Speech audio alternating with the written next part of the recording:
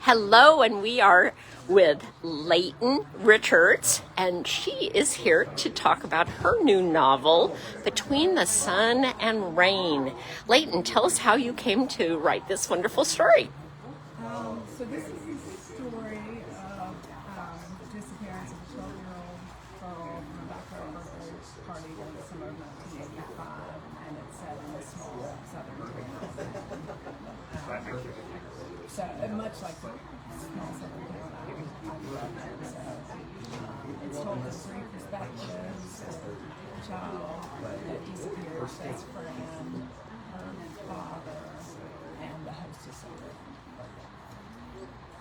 So how did the idea for this story come to you? Well, honestly, I was, thinking of plots, and I just, for some reason, imagined this birthday party I went to when I was 12. I just remember it was sort of, the summer before middle school where things get complicated, and boys and girls, and it was fun, I think, with memories of my childhood, and for some reason I just thought of, the child disappeared from this party, and then kind of try to think about whose perspectives it would be interesting to hear about.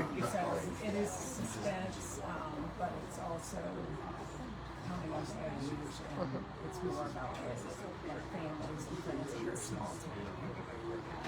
Wonderful. And is there another book on the way? There is another book, so I'd say it's more of a family saga, and if I sell enough of this one, the publisher is going to distraction as well. Wonderful. All right. And she is here with the other local authors until 3 o'clock today. So thanks so much for visiting us.